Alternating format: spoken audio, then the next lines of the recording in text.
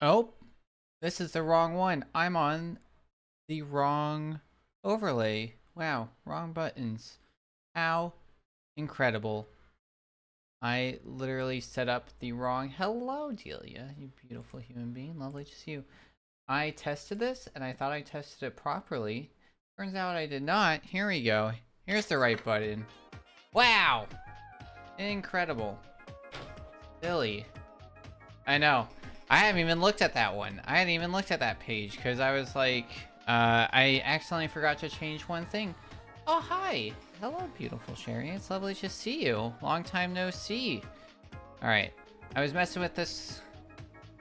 Try and make it not look like that right before stream, because I thought I had it good, but then the lighting changed from yesterday. It's always like, you know, the world is interesting. I got different lights. I was trying not to make me disappear too much, but, you know, I don't feel so good, Mr. Stark. Let's try this. What if I do it this way, and throw this guy on there? That's not horrible. It's not great. I know, right? I literally, like, that's why I put my little guy up there of I think like my click on was like, yep, you read that right. I am actually live. Absolutely wild. So yeah, so for posterity, and I'm going to leave viewers off. I'm going to try and like be good about that, you know what I mean? And you know, to not discourage or anything like that. So for those who do know or remember, I used to stream 4 times a week back in 2019, which is wild. And then to think about, because that was 5 years ago at this point, you know. And now it's like, what if I double down and then we do this? And then I took like a year-long break because of deployment. And then I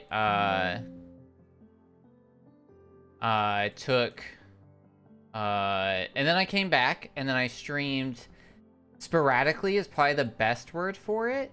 I streamed like a day here, a day there, and it kind of like went all crazy, and then came back, and that was like, did that for, God, I don't even know, a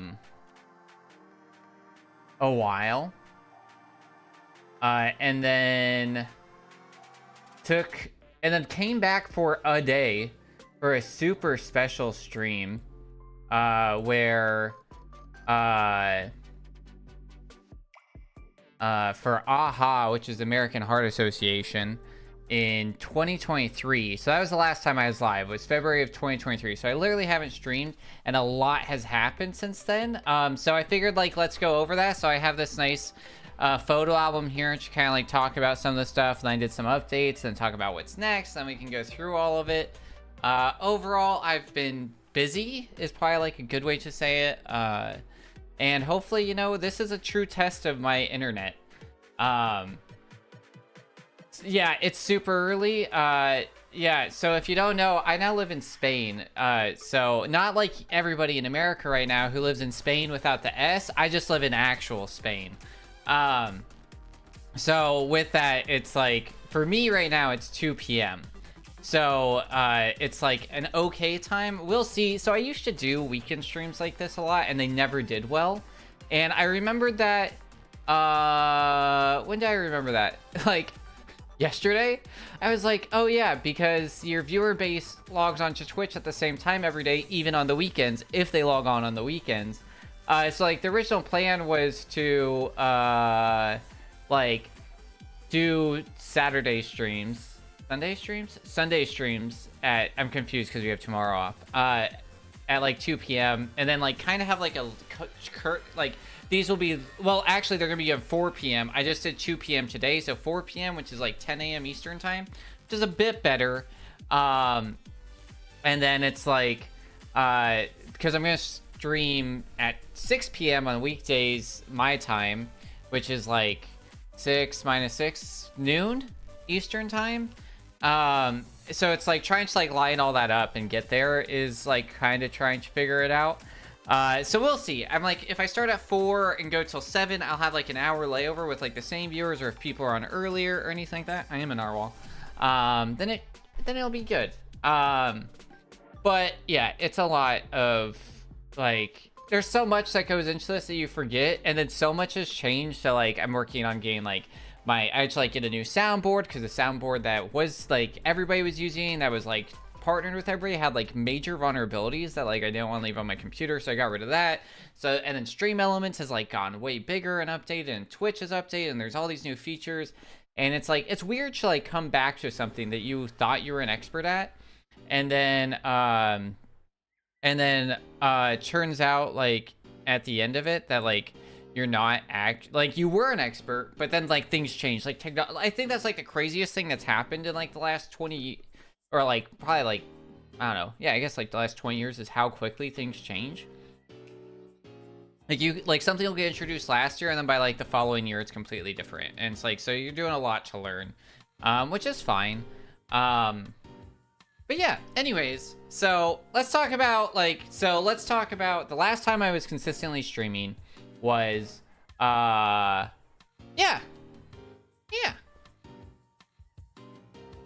I'm still the narwhal boy. We still doing it.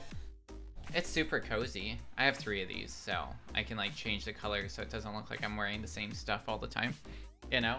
And then I did bring like 1 narwhal in. So we got 1 narwhal with us, and he can give you boops. Boop.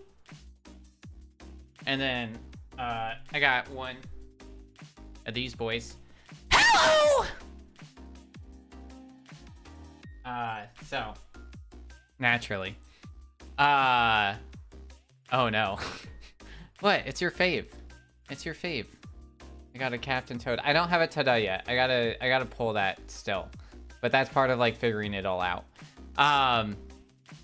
But anyways, so last time I was consistently streaming was May of 2023. And for those who don't like, for those who Twitch or don't Twitch, or if you like statistics, like I love charts, and like one of my favorite subreddits is like Data is Beautiful, honestly. So like the 2 sites that I use the most when it comes to like streaming, when it's looking at my streams or other people's streams, or like figuring out, and it's really helpful if you're like running a like stream team of any sort, because you can like check statistics and like see what people are commonly streaming and things like that, is Twitch Tracker and Solinome. And then if I use YouTube stuff, it's Blade Social. Those are like the 3 like matrices that I use. So like Twitch Tracker is really nice because it shows all of your like streams in like a very easy way. So it's like February 14th, Valentine's Day. We did AHA, and I did a 5-way blind race. And then before that, it was May of 2022, where I was still cutscening Zelda CDI games. So that was the last time I did anything on Twitch, really, was 1 stream in 2023, and then May of 2022. And like during that time, I streamed twice in May, like what is that, like 7 times in April. So, you know, I was streaming regularly, not consistently, but regularly, probably a better word. So what happened from like, why did I stop streaming? What happened? Where'd I go? Something, Cotton Eye Joe. And so number 1, the same reason I stopped streaming in 2020, good old deployment. So this is us pulling into Pearl Harbor. Right here, you can see this little white guy.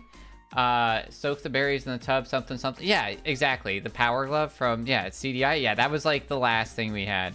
So right here, you guys probably missed the finger, right?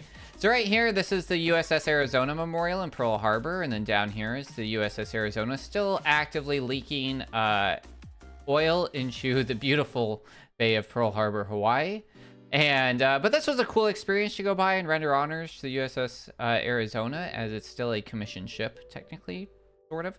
And then the running joke is that it's the only US Navy ship that has liquid-cooled handrails. So that was cool. So it started out the journey, left like June, end of June, middle of July, something like that. So I took those like last 2 months from May to like deployment to like prepare my apartment, prepare my stuff. We did a lot of like last minute like preps, go see, I think I went home. I think I went to Colorado. Maybe? Christopher's graduation. Yeah, that happened that year. Yeah. Right, and it was still the middle of COVID, so it was like crazy, right? I think that happened that year.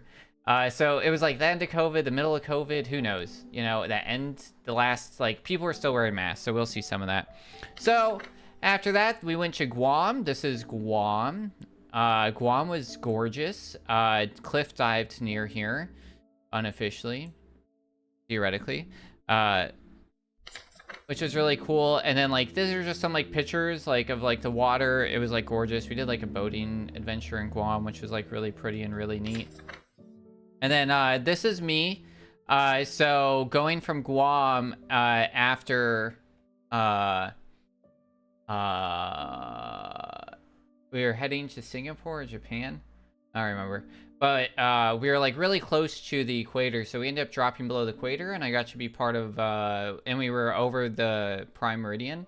So we dropped below and got to do what's known as a golden shellback ceremony, which is like a world-renowned U.S. Navy, or not U.S. Navy, just like Navy thing. Like the Norwegians do it. I think the Japanese do it. A few of the other navies do it internationally. It's a big deal for sailors, not only to cross the prime meridian, but also to, or the international date line.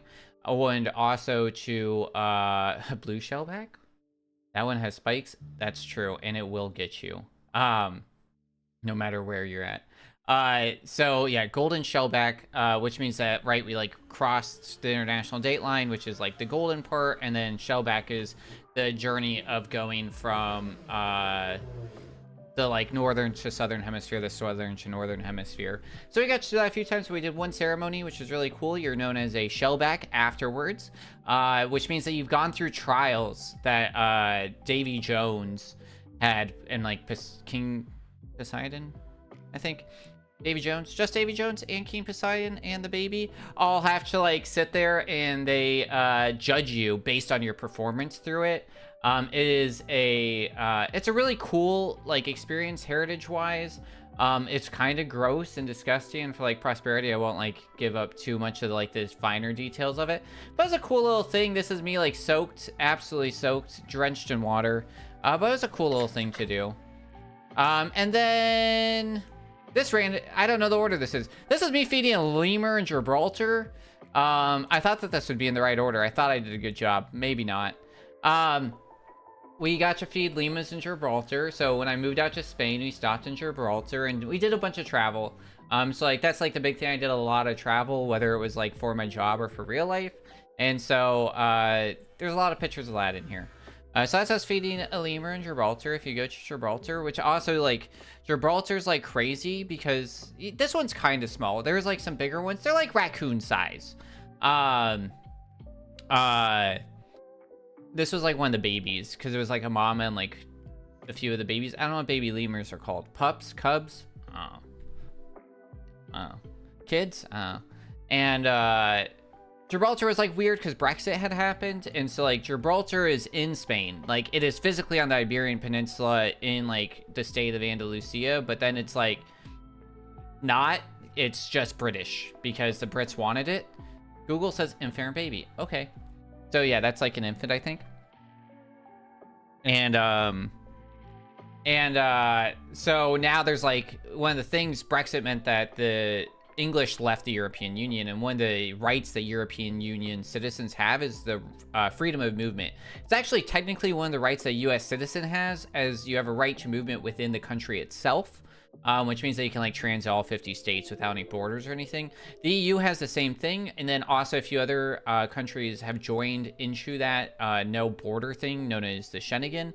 So like Switzerland, not part of the EU, but is part of the Schengen, so like you can just like, you have a freedom of movement. But the EU, when Britain left the EU, right, it exited the EU, it took that right away from its citizens. So they no longer have a right of freedom, or like a freedom of movement, which means that they have to have passports and visas and other documents to travel between these countries. And so they had to like reestablish in like two places. I think that this was like the biggest impact is Ireland and Gibraltar, because Ireland is split. It's one island, right? But you have Northern Ireland, which is part of the UK, which now is affected by Brexit, and then you have Ireland, which is part of the EU and the Schengen, which now traveling from Southern Ireland to Northern Ireland, you have to go through a border crossing. And then going from like Andalusia, like Marbella, Tarifa, somewhere like that, into Gibraltar, you now have a border crossing, which is like really annoying, honestly. So it's kind of like a pain, but it's like an interesting experience for sure. But yeah, so that's Gibraltar, part of it. There's a lot of Gibraltar pictures in here because they're silly, because I like animals. This is, I thought I put these in a good order. This is Amsterdam. No, it's not. This is Amsterdam. This looks like Amsterdam. This is Bilbao. This is wine country. This is like the northern, western tip of, I like named all these so that they'd be in an order. A lemur rabbit hole. I think you guys call it a lemur hole. I don't know. Do they dig? Things to find out. So this is really cool. Bilbao is like a beautiful like wine country. Got to go up there recently and travel in Spain. This is Germany. This is I went for Fest, which was like their spring festival, pre-summer festival, which you hear about like Oktoberfest, which happens in September, by the way, because it's like the celebration, which is like the big one. But there's fests all the time in Germany, and they're basically just big carnivals. So you got like a Ferris wheel, you got like your candy shop, you got like pretzels and dogs everywhere is like the big thing, and then just like this is like a haunted house here.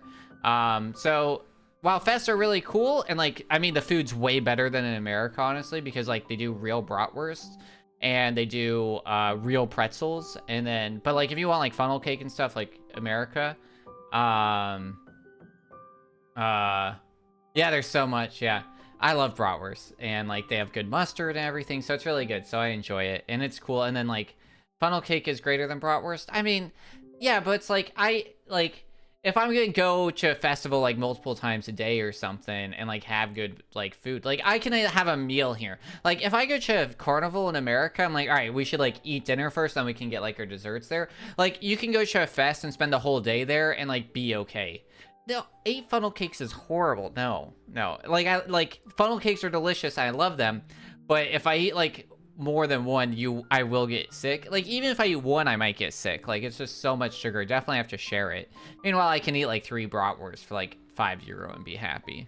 So this is Guam again, just really pretty. Actually, I think this is us pulling in or out of Guam, so this is from the ocean, which is really cool. It's like it's always a lot. Like yeah, you have to share. This is Japan. This is Tokyo. This is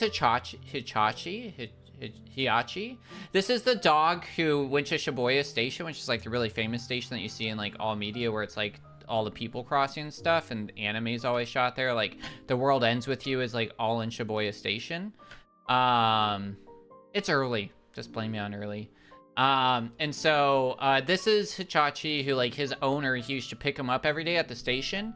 And then one day his owner like died at work, like had a heart attack, and Hiachi came to the station every day to see, and it's like really sad. He like left the house, wouldn't go to the station, his owner wouldn't come back, and then he'd like go, and he did this for years, and so he got memorialized. It's actually kind of funny. You can kind of see it where like he's kind of faded in spots, and you can see his color because it's like tradition show. This is a very good emote. Yeah, like Fry from Futurama, like I think his dog's technically like based on this story where like he waited for Fry to come back after being frozen, and he's actually faded because of all the people petting him, which is like really cute and cool. And he's also like Shibuya, he's the official icon of Shibuya, so like when you get like when you're going to like the subway or the whatever, the underground, he's like the image of Shibuya, which is like really cool. Jurassic Park. That episode is so... Is that what it's called? Yeah, it's very sad. Same. Yeah. This is Tokyo. This is Shibuya still. I went to the Nintendo store, but it was COVID, as you can see. And Japan takes COVID seriously, as you can see, with everybody with their masks and stuff. So it was like I had one day in Tokyo. One day. Like 2 days, sort of. Because like one night. And so it was like a 3 or 4 hour wait to get into the store. And I was limited on like stuff I could bring back in general, because I had to like fit in like 3 bags or like 2 bags, I think. So I was like, there's not anything in there that like stuck out to me, because you could like see into it. And I was like, so I got to see pictures and take it, which is cool. And then I went to a bunch of, this is right next to it. This is one of the Poke Centers. So this is Mewtwo and like his like little thing like being built. Really cool. It had like bubble animations behind it. Like that's a screen back here. That was really cool. So this was one of the 3 Poke Centers I went through on deployment, which was really cool. And then, oh, this is Tokyo. We went to like the Gold Star restaurant of Starbucks. It was way overhyped. Not good. It was fine. It's just like, I thought it would be more. I thought it'd be like better Starbucks or something, but it was like, no, we just offer more food. And I'm like, okay, cool, I guess. I'm gonna try something real quick. And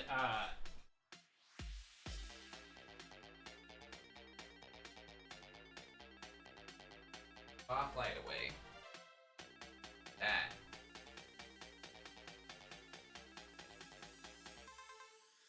And we go like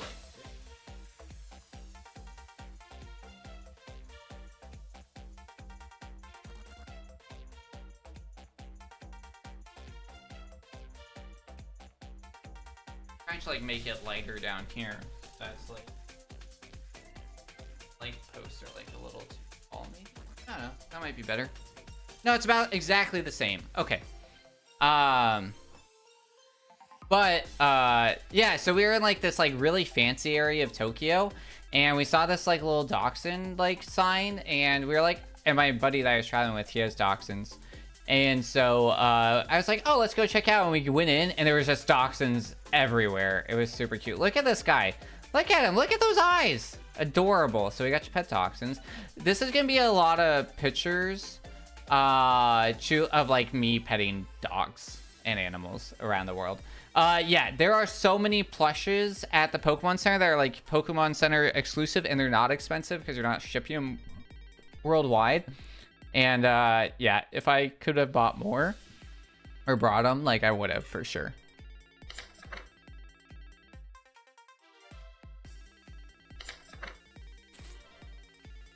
Look at him, more dachshunds, 100-pound Lapras. I want it. I want it. Yeah, so look at him, just adorable. So many dachshunds. Yeah, here's the other Pokemon Center near Tokyo. Look at the Sabogasp. Love him. And still COVID. Oh, I think they're all on my Facebook, maybe. If you ever want to stalk me there. And then this is a Pokemon Center again, which is cool. And then, yeah, here's like the other Pokemon Center. So the other one had Mewtwo out front. This one has Snorlax, Mew, and Pikachu. And then that's like the date and time. So this was October. It was very, very neat. And then these are like Pokemon, like guess that Pokemon shadows on the background that we saw a second ago, which was really cool. And then Tokyo Tower, very like cool, and like I've seen in a ton of anime, so it was like neat to see. It's still used, as far as I know, for broadcasting through the like Tokyo area, which is like super neat and super cool. So got to see that. Clearly the Eiffel Tower, yeah, 100%. This is a really cool Ferris wheel at like Mundo World or something, at like one of the like theme-ish parks of Tokyo. Actually, I think this might have been in Yokohama. I don't know, this might be Yokohama now. This is the giant Gundam, which they tore down. I'm so grateful I got to see this in person. It was so cool. Like, I kind of thought it would be dumb a little bit. Like, I enjoyed Gundam, and like I enjoy mech animes. I really like fell in love with like doing subs over dubs because of Gurren Lagann. So it's like, I was like, yeah, this should be cool or neat or whatever. It like moved. They did a whole show. We got to go up to the head. It had like 2 world records. They had like all these other like bots and stuff. So it was like really cool to see. This is Big Zam or Game Grumps. It's really cool. Is that the one the announcer keeps mispronouncing during the Olympics? I don't know. The robot Gundam? Yeah, that would make sense. Yeah, the Gundam. I don't know what you're referencing. I'll have to like look it up. But yeah, unfortunately it got torn down. I hope like they make a new one or something, which would be really cool. Or it's something else there. Like, it's kind of sad. They said that they had plans, but it's going to take like years, and there's so much technology behind that. Yeah, this is just like, to put it into scale, like here I am. This thing's like 60 feet, and then now it's like pointing its hand because it'll end the show that it does every hour in like a different position. And they do like a whole thing where it like runs, and then like they do the sound effects, then it'll like put its hand up like it's flying. It's neat. I really liked it. It's like 100% nerdy thing. Also, fun 2 facts about this. 1, they had really good lemonade there, which is really sad. Like some of the best lemonade I've ever had. And 2, this was like one of the moments when I fell in love with Japan. So this is like going to be kind of like, I don't know. It's interesting. So the thing that I loved about Japan, public transportation, always on time. Like, it's a little crazy, like, during working hours to rely on it, because, like, it's very, very packed in Tokyo. But, like, outside of Tokyo, like, I literally was, like, able to, like, walk to a train station and hop on, like, a 45-minute train station for, like, 200 yen or something to Tokyo. And it was, like, easy.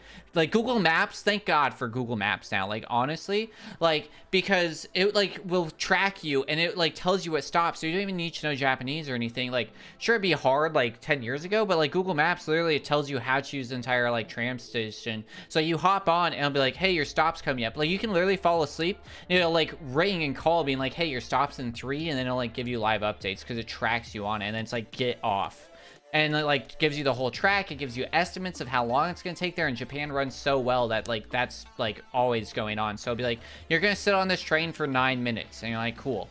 It's awesome. So, like, really easy to get around Japan. And then this place was... Score Bunny, hello, beautiful. This place was super cool. Anybody want to guess what I'm about to say that, like, I fell in love with this place for? I'll give you guys, like... 10 seconds. I am back, and I'm gonna be doing this regularly, which is really cool. Just of like the things that Asia has that like would be amazing in America.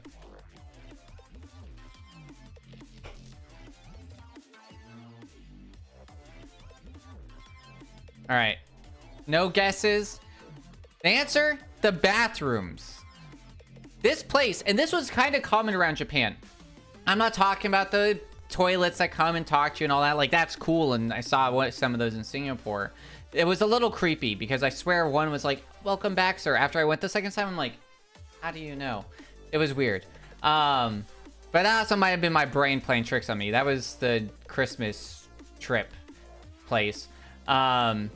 But this was really cool. So the stalls, everywhere except America has stalls that are like reasonable. They don't have like free peeker holes in them. Y'all know what I'm talking about. Hate that in America. Bugs the shit out of me.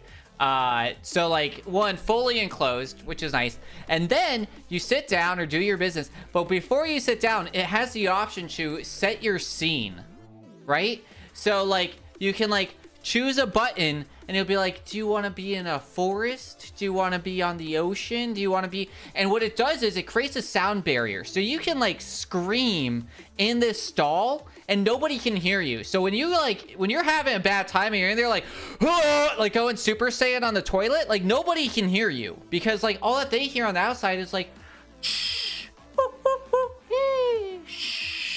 you know? Super cool. And then like bidets built in, everything, like super like awesome. Like it's really cool and like really nice. And like what I talk about with like Japan is a people first, where like society works together to ensure like every person can like have a comfortable experience. Like there's a lot of privacy and everything inherently built into the country, which is like really nice and really cool. Like people will yell at you and like get into your business if you're like not doing something that's like normal in that society, and like to make it better. And like some people like get really taken back and like now they're invading my space when like you're a guest in their country. And like if you like roll with it, it's like really nice and easy, which is really cool. So yeah, anyways, Gundam is no longer there. It was really cool to see. This is the Cup of Noodle Museum. For those who don't know, in 2019 I was really broke for some like personal reasons, and it's also the year I started streaming. Almost for all of 2019, I was surviving on like anywhere from 2 to 4 cups of noodles a day. Like I probably lost years of my life because of my diet in 2019, because I could buy either on Amazon or through Costco. I could buy like it was like 100 of these for what ended up being, I think I did the math, and it was cost me 8 cents per cup of noodles. And I was like, cool, if I eat 4 of these, like, I'm filled up hunger-wise for the day. And I was like, they have corn and stuff in them. There's vegetables. So, like, I owe a lot to Cup of Noodles because it, like, kept me alive for a whole year. You know, I was on a daily diet of 32 cents for a bit.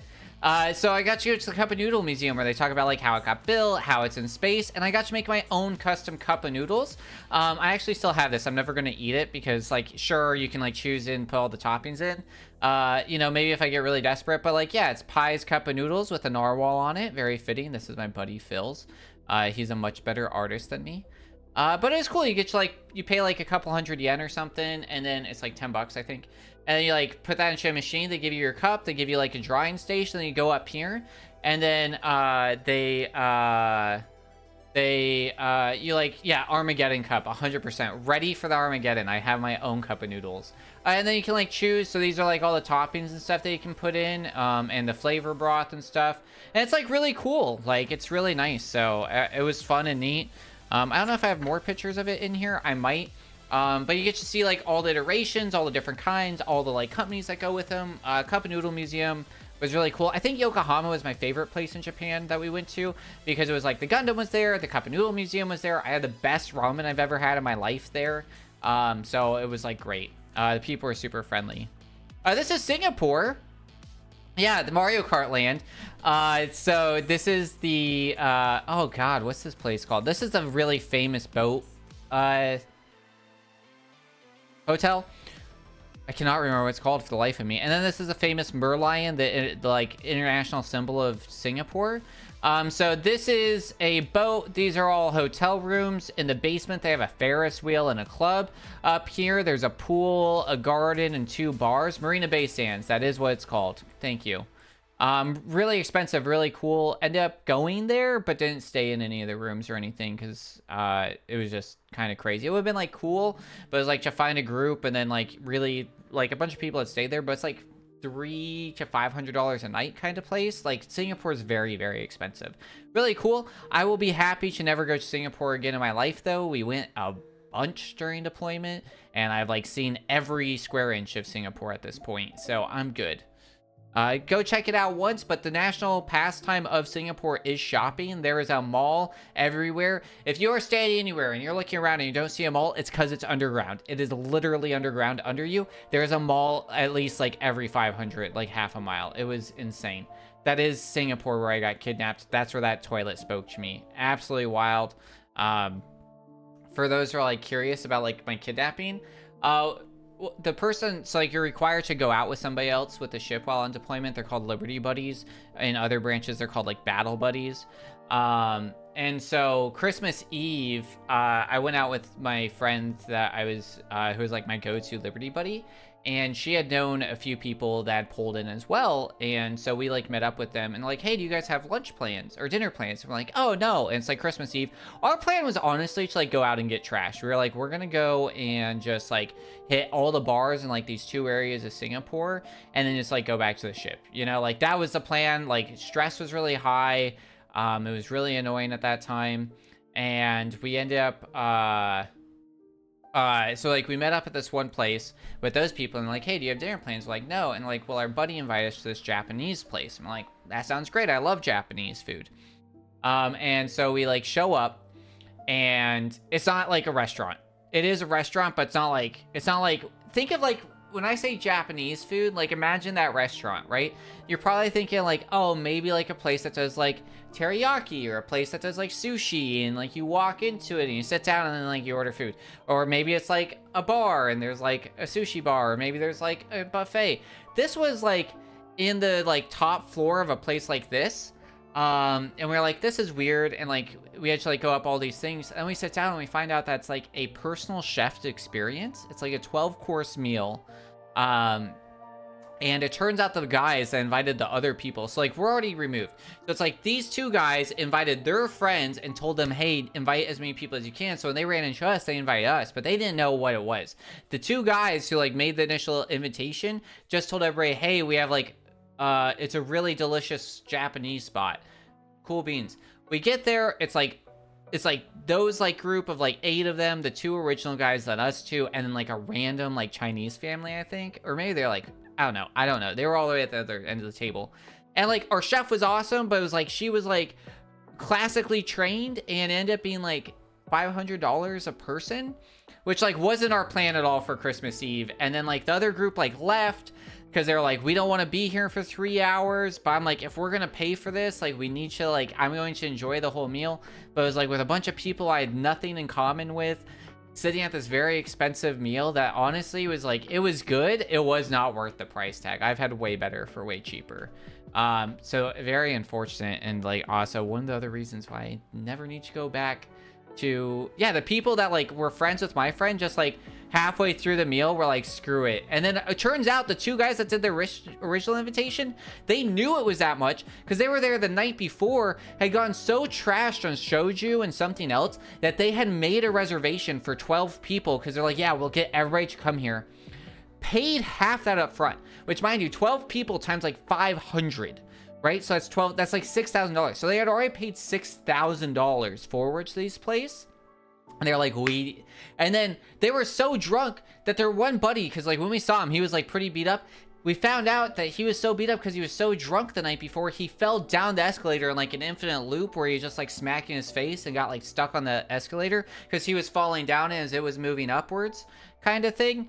Yeah, so he was like all cut up from that. Like that's how trash they were. So like they literally like played it down and like trapped us so that way they could try and get their money back. And then they like tried to like overcharge us, and like the other guys, like none of the alcohol was included, which ended up being why it was so expensive, because like the shoju was like high-end shoju, and so it was like, and that was like the only liquor that they had, or like any, and like everybody's plan, like the other group and us were like, yeah, we're here on Christmas Eve, like let's go get drunk.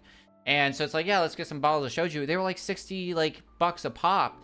And so it's like they ended up like, you know, like that's not going to go far amongst like 10 of us.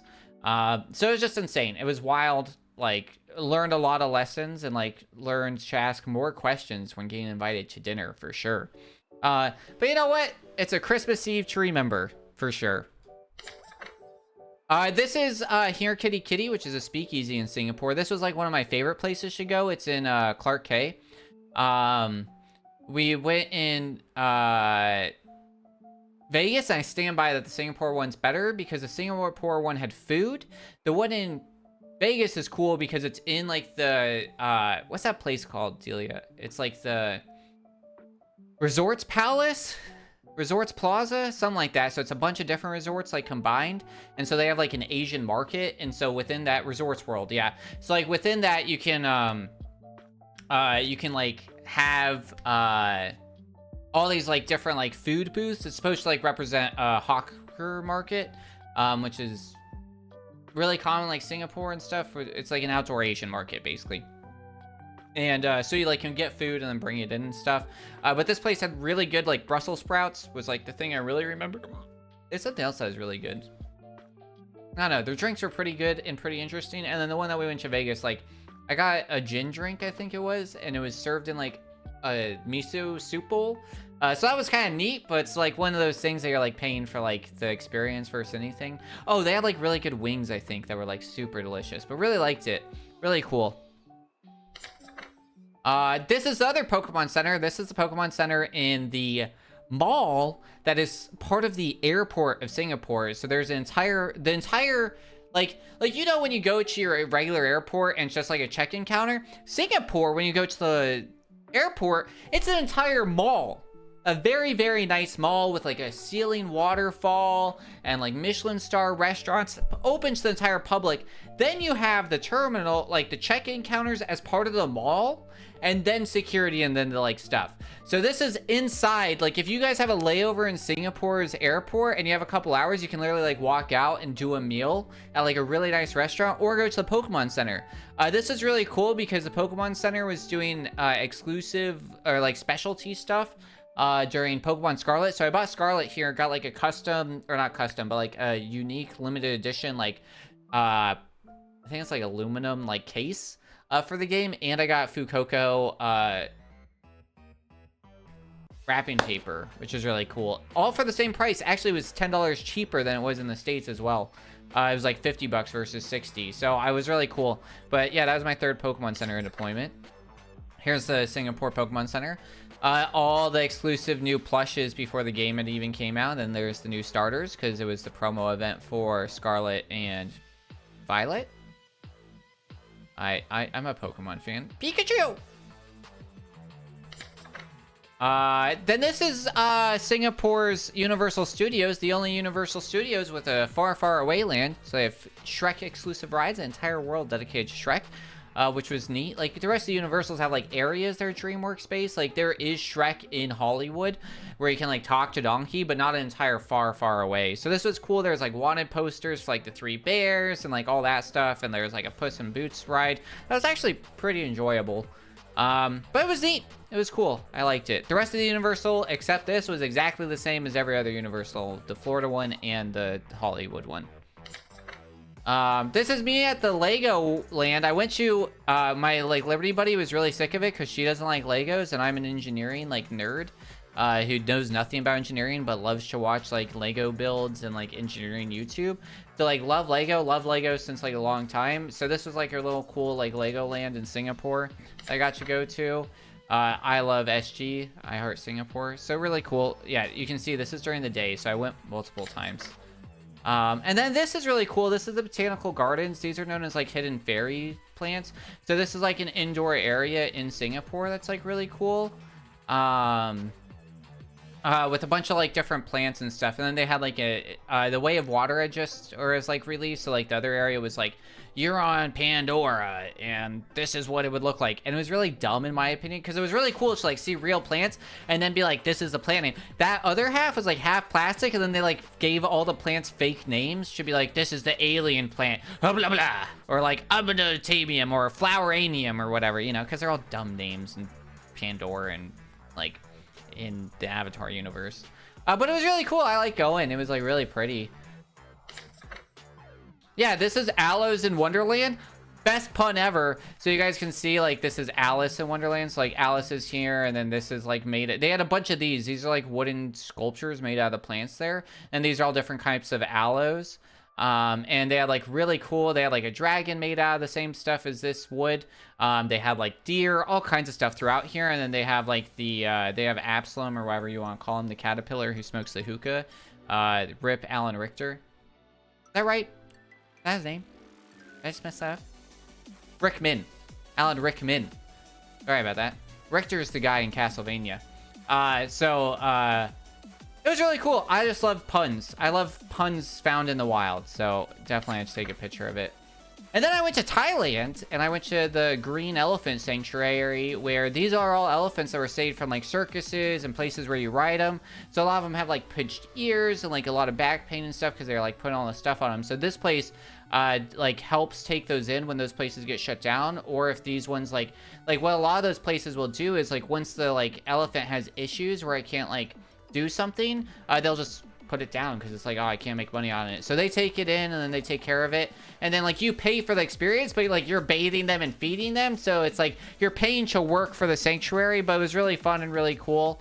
I don't think I put I might have put the bathing pictures in. I don't know. We'll see. But it was really cool and it was neat. There was like this really cool elephant. This might have been her. She was like from the circus, and so she used to like dance and stuff, but they were like really trying to like untrain that behavior from her. So like don't feed her if she's dancing, because it's like the dance that she was doing like wasn't good for her. But she was just like, that's how her brain was, that she was like, so like, I have to do a dance for food. And like we're like, here, have a banana. Also, the elephants are interesting because like you feed them bananas, like that's what we were feeding them, like little Thai bananas, and some of them like love the peel and just like they'll like pull it up with their like little like snout, which like also those are wild, and they like just feed it. And then other ones will be like, no, I don't want to eat the peel, and they'll like smush the banana so that the peel falls. It's so impressive. These trunks are so impressive, man. So like I'm talking a banana that's like this big. A Thai banana is very small, right? Like that's big, and like it will like unpeel the banana, drop the peel only, still hold the mush part, and then put it in its mouth. And it'll like pull it out of your hand. It is so impressive. Like elephants, really impressive creatures, man. Like super cool. Yeah, here's all the bananas. So like this one you can see, I think doesn't like the peels, so it's dropping all the peels. But like it'll eat the soft ones. It's so impressive. But I'm glad that these places exist. Oh, this is the dancing girl, actually. I remember her. Yeah, she's older. But yeah, it was super cool. Really cool, majestic creatures. Very kind and friendly. So it was really neat to like be able to do that with them. And then we went to Bangladesh. Bangladesh has a lot of problems, largely caused by America. Because like the CIA like killed their government after they like seceded from like Pakistan, I want to say. And yeah, wild stuff. So it was weird to go there in weird ways, but they have like a lot of like money issues and people issues, and it was not a very clean place. It was very wild. I learned a lot, but yeah, it was a weird and interesting time. It was like a fleet thing. It was neat. We got to go. This is Brunei. I didn't even know that this was a country. It's like the third like highest oil producer in the world. This is one of the mosques. It is known as the Venice of of Southeast Asia, because this is an entire village on stilts, and you can see like a lot of people are like living in these houses primarily, and these are like pretty cheap. Like you can buy like the nicer ones, like literally like your rent's like $300. Like it's honestly, it's a dry country. It's the only country in the 21st century that has re-implemented Sharia law, stating that they will stone homosexuals. So another weird place to be. They haven't actually done anything with Sharia law, but Obama, it was during his administration that happened, and he like condemned them for doing it. Because it was like 2008 they announced that they were doing that, and then it was the same year that America like fully like legalized like LGBT marriage. So it's a wild place to be. They've been a long-standing place. They like keep really good care of it. Like they've had like Emirates. It's an emirate, but they've had like the king. I can't remember what they're called.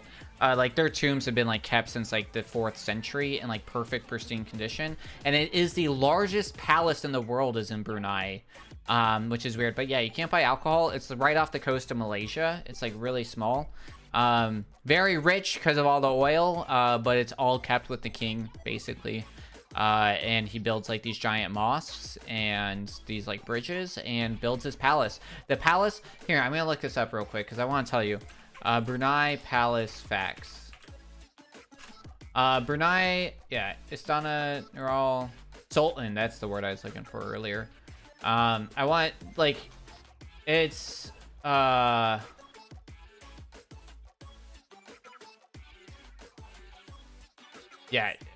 so it holds the world's largest residential palace because it's currently in use.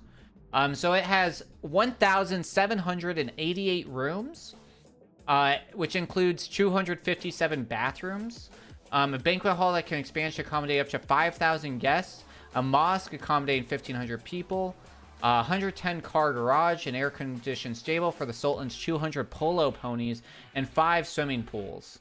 It contains 200,000 square meters or 2 million square feet. And it has 564 chandeliers, 51,000 light bulbs, 44 stairwells, and 18 elevators. It is massive. Also, to have 1,800 rooms and only 300 bathrooms or 250 bathrooms, a little concerning. But it was neat. Got to kind of see it. It's pretty well like guarded and armed, but we got to see like the big mosque and some other stuff with it. Got to do like street food. It was we went to Food Street. This was cool. Got to like have a bunch of local food that was really delicious. And COVID was mostly over by this point, quote unquote. Except like anytime I was like away from people, so you can see like I'm socially distanced, I would like take my mask off for photos, but like walking through here I'd mask up because it was just like needed to be safe still. Yeah, this is the part of the mosque in Brunei. And then after deployment happened, so deployment, I came back and got told I was going to Spain. And so my mom was living in Belgium at the time, and she was moving to Japan actually the same time I was moving to Spain. And so we were like, hey, we're moving at the same time, let's do like a big trip before we like go our separate ways and leave into this big move. So she joined me, and it was like a lot of craziness and logistics to work out, but we figured it out. So we flew to Spain so I could drop off all my stuff, all of her, and then we like finished in Belgium so she could grab all of her stuff before leaving. So it's really cool. So this is Ronda. This is in Andalusia. Ronda is a really, so Spanish history real quick. So Spain so like Cadiz is in Andalusia. It's like one of its own county within Andalusia, which is the south western portion of Spain. Cadiz is the longest continuously inhabited city in all of Europe. So there's been people there for a very, very long time. I think it's like since like BC times, like a couple hundred BC, there's been people, or maybe it's like 400 BC. But Spain was conquered by the Romans first, right? So you had the Spanish like natives, right? And then they were like conquered by the Romans, and then Spain took it back. The Spanish took it back, and then the Moors came over from like Morocco, and the Moorish people took over all of Spain. And then Spain was like, we're tired of this. We're going to take it back again. So in Spain had 5 different kingdoms at the time. They all united under one crown under King Ferdinand and Queen Isabel. And they slowly went through. And there's 2 different sides of how they did this. And so the number one reason that Spain did what it did was that they united under one crown and one religion. So Spain was like, we are a Catholic nation. Islam's bad because the Moors were Islamic, so they're like, we're only going to be Catholic, period. And Spain remained as a Catholic country where they didn't have freedom of religion until 1978, after their civil war. So just like put that into perspective, like America's had like freedom of religion since like 1776, really like 1792-ish, right? Because of, like the whole Revolutionary War. And then like Spain's only had it since 1978, like 200 years later, which is like wild. So with that, right, so the Spanish united, and that was like their thing. So as they conquered most of the northern states, so like we're talking like Madrid area, Galicia area, Basque country, so like Bilbao, Rioja, they kind of had this idea that was like, we need to destroy everything that is Muslim based at all. And we need to be like, we are Catholic, we are Spanish, get that shit out of here. And so they destroyed it all. They like tore it all down, destroyed it. Then you hit like the southern areas, which is like Granada, Cordoba, Ronda, and those areas. And they were like, you know what, we need to preserve our history and like remember that this happened to us. So the southern part of Spain still has a lot of like Roman like theaters. They still have a lot of like Moorish like mosque resembling temples, but they're now churches. But they were mosques at one point. So Ronda is up in this like city. You guys, if you guys have a Google Home, you actually might recognize this. This is one of the reoccurring pictures on Google Home. This is a picture I took, but the one on Google Home or like a Google Chromecast, they have this bridge, which is La Puente Nueva, which is like the new point. So we started here. This is up in like the way up in like the mountains. And so this was a safe haven for Muslims after like Spain had conquered, because it was really hard to get to. And so it was one of the only places that would still had like a safe like Muslim like population. And mind you, this was like the 1600s when Spain did this. So we're talking 1600s. Now we're into like, this was a safe-ish place for Muslims to like live, because they all like ran into like a few areas. So there's a few strongholds. You had Cordoba, Granada, and then Ronda are like the top 3 that you'll hear about. And the Spanish were like, no, we don't want this. So they like went up there, tried to conquer it because of like the tricky terrain. Like the Islamic people of Ronda were able to like fight them off. And they did that like 2 times. And then in like the 19th century or like the earliest 20th century, Spain was like, no, we're done with this. And they like went up there, they destroyed and killed like half the population in like 3 days. And like they threw people off like these bridges and stuff in like 1910. Like 1910, there were like Muslim people being thrown off this bridge to their death for their religion, which is like insane. But you can like, and then they left it though. It's like, it still has like a lot of like Moroccan influence. So it has like those tiles and those arches that you see. And you can like see how like they did prayer. But like some laws that existed because of Spain, like one, you had to eat dinner outside and you had to eat pork consistently because you had to prove that you weren't Islamic. So how do you do that? You had to show that you were eating pork, which is like right, against Islamic like religion. So like Spain's really famous for Iberian pork, and that's why, because they had to build all this pork to ensure that their people weren't Islamic, which is like insane. And then also Spain will spend like 3 or 4 hours eating outside, which is regular, and that's because it was tradition to do that, to like prove to all your neighbors that you were like a good Catholic who ate pork. And then one of the other laws that was like really in effect and like really affected here was that on like Fridays and Sundays, I think it was, you had to have all of your doors open and all your windows open to the public. That way, if you tried to do like prayer, everybody could hear you, and then they could like stick the guards on you, which is like absolutely insane. So all that's done though, you know, the Civil War happened. The last like dictator of Spain died. They took over, and now like they have freedom of religion. It's better, but just a wild place. So we went up to Ronda to start off our journey. This is Ronda. This is one of the fortresses that the I believe the not the Moors, but like the Islamic people of Ronda built to help protect them on the city walls. This is from the other side of that bridge that we were showing earlier. So this is all, it's very famous for wine. So these are a lot of vineyards throughout here, which is really cool. And there's a lot of good wine there. And this is Gibraltar actual. So then after Ronda, we drove to Gibraltar because it's right down the street, more or less like a couple hours. We're in like an hour and some change. And so that's the rock. And then here's some monkeys. So you can go up. So we took a like gondola to the top of the rock, and you see all these monkeys. And so like they're just everywhere. They'll steal your food. They're friendly enough. But he's just like looking off into the distance, being all cute and beautiful. And then this is a monkey helping his like spouse like clean out all of the bugs in her fur. Really cute. I should iron this. I'll fix it. Here's me with a monkey just posing, doing the same thing. You know, we're just chilling. This has been like a profile pic a lot. Like I said, they're mostly friendly. Here's this guy. He was a menace. He kept following us and trying to steal our food. And then we just like, you'd look at him, you'd be like, I'm not doing anything. I'm not doing anything. And it's like, get out of here, dude. But yeah, more monkeys.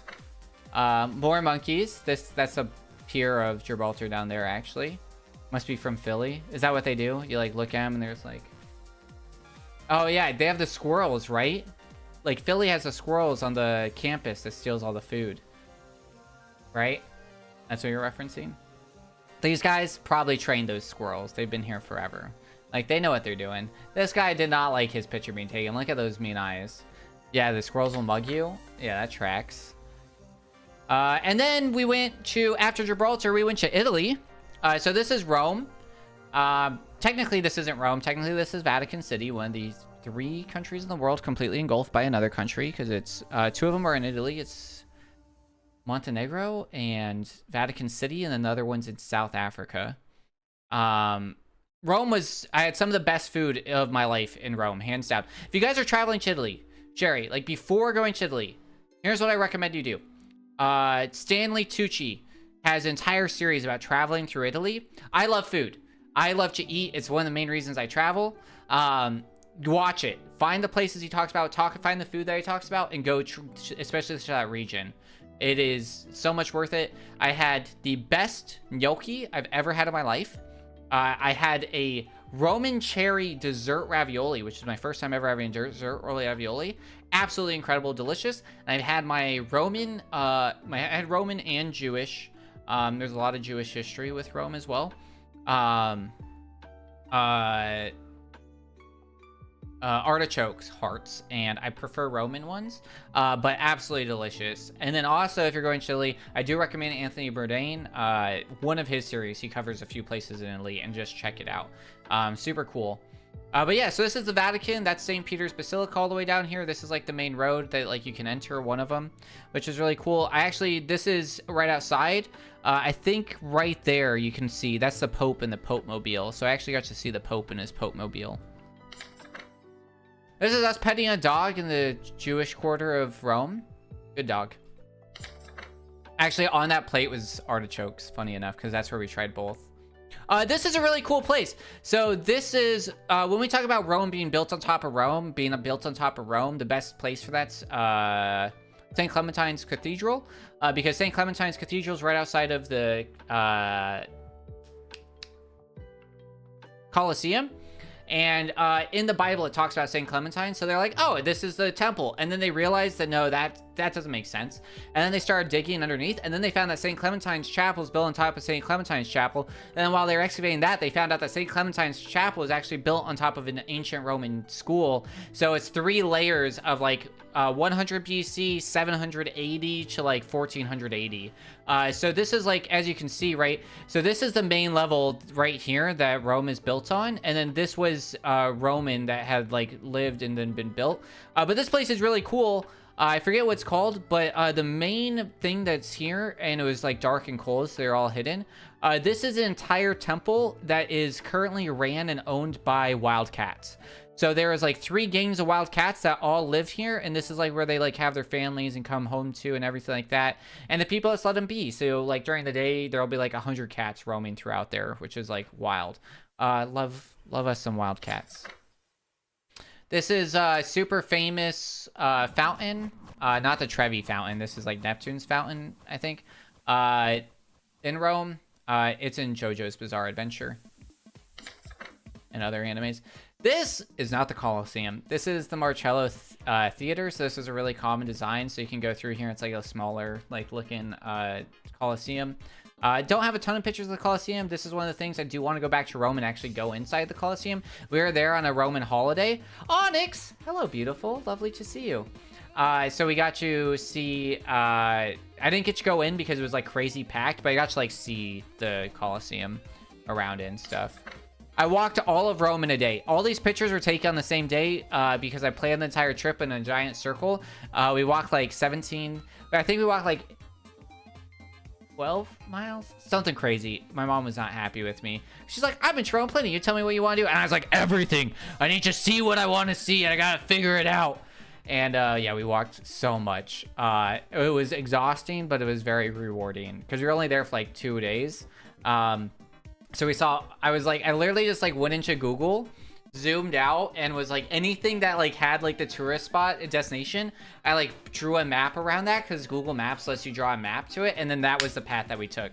And it was a whole day of just walking to everything. And I saw all of Rome in a day, which I think that's the saying, right? You can't see all of Rome in a day. Well, I did it. I literally, oh, you can't build Rome in a day. You can't build Rome in a day, but you can see all of it in a day. So yeah. This is a really cool, like, building. It's known as the wedding cake because it looks like a wedding cake because of like the layers and stuff, and it's all white. It's neat. I think there's a museum inside of it where you like walk through part of it with a lot of sculptures. So many sculptures, man. This is a Pantheon. Fun fact, the guy who built the US Senate, the like state capitol building, actually used, who was that? Jefferson? Franklin? Whoever did it, they used the Pantheon. So the Pantheon has this physics thing to it where you can hear a perfect conversation from one side of the Pantheon to the other side if you stand in the perfect spot. And like Madison or Jefferson or like one of the congressmen in the state capitol knew that when they designed it. So they placed their desk in like the middle of the opposite side. Some white guy, exactly. And they could actually hear what the other party was discussing during their meetings. I don't know if I have pasta pics. I'll have to find them. I'll check. And I try not to put too many food pics in here. I was like, I don't know what the vibe's gonna be, you know? I probably do. I don't know. I get excited about food and just eat it. I'm not good at taking pictures of food. I don't know. I hang out with a lot of people that are good about it. I don't know. I should. I have a picture of that single piece of pasta that I ate in Naples, though. Oh, delicious. But yeah, so anyways, like the Pantheon carbonara. Oh yeah, so good. I actually had really good carbonara. I had pecorino carbonara, pecorino pasta at this vegan cat cafe. It was so good. Vegan, it was incredible. It was amazing vegan food. I don't know how they made the vegan cheese because it tasted just like the regular cheese. And I got to pet cats, and it was delicious and awesome in Rome. Yeah. It was a Roman vegan cat cafe in the middle of the art district of Rome. So there was like beautiful, I have a bunch of pictures. If you guys ever want to see more, just like hit me up, or if you guys are traveling to any of these places, let me know. But yeah, so anyways, at the time, the Republican Democrats, I believe, could hear the other party's conversation secretly, and then they would like counteract them all. So, you know, thinking smart. And so like they would like propose something to Senate, and then they'd already have a counteroffer ready. So they're never caught off sides. It got found out like a couple years later, and they like made it so like now that's like a touristy thing that you can see. And it also, Congress is never in the Senate Capitol anymore, not even to vote. So it doesn't even matter, you know? Nobody shows up to that shit. Our government's literally ran by the laziest fucking people in the world. This is St. Angelo's Castle. This is the Pope's secret castle. So this is like, all right, sounds good, Onyx.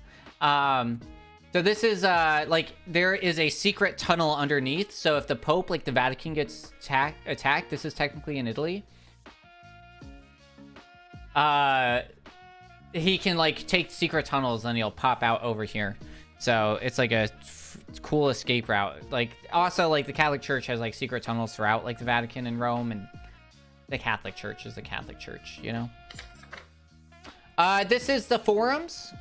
This is like where they did like all their like talks and meetings and the markets and everything. This is like the biggest collection of Roman like preserved architecture in the world, in Rome, of course. But it's like the biggest like area that is. It was cool. You can like walk through it. At a certain point though, you get kind of tired of just looking at like broken stones, to be honest. This is Pompeii. Or Erelychium. No, this is Pompeii, I think. So I went to Pompeii and Erelychium. So interesting thing, y'all know about the story of Pompeii. What you don't realize is like Pompeii is just like one town, and a volcano is going to destroy more than one town. Fun fact. So Pompeii though is like the closest and the one of the most well preserved when it comes to like human remains and things like that, and is the largest.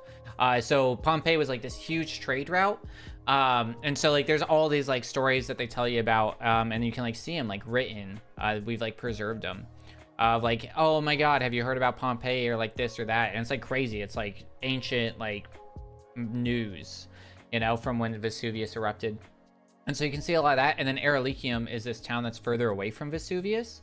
Yeah, we did. Yeah, we got to see the casting. It's kind of wild. It's a little upsetting. I don't put those pictures in here because I didn't want like content warn you guys, you know, because it is upsetting, honestly. There's like babies, there's horses. It's really sad. It's kind of wild.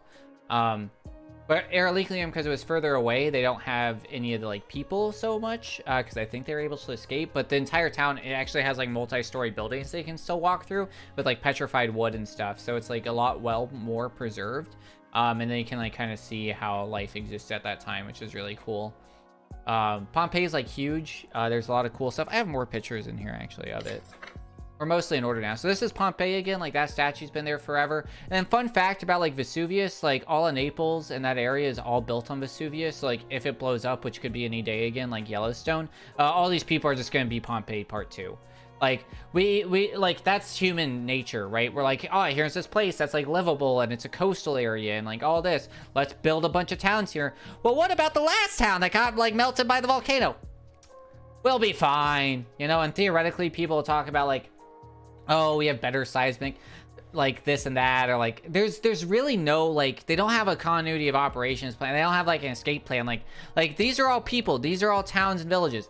Like this is all towns and villages, and we're like on the side of Vesuvius right now, and it's like all these people, if Vesuvius was to like blow its lid tomorrow, like aren't gonna have a good time, and we're like doomed to repeat the past. Like I don't know, like it's insane to me. Like we hear about Pompeii, everybody knows about, but we don't think about it. It's like there are literally still people living on Vesuvius. Like it's insane. But Pompeii was neat. Once again, though, you kind of get tired, like doing like Erelychium.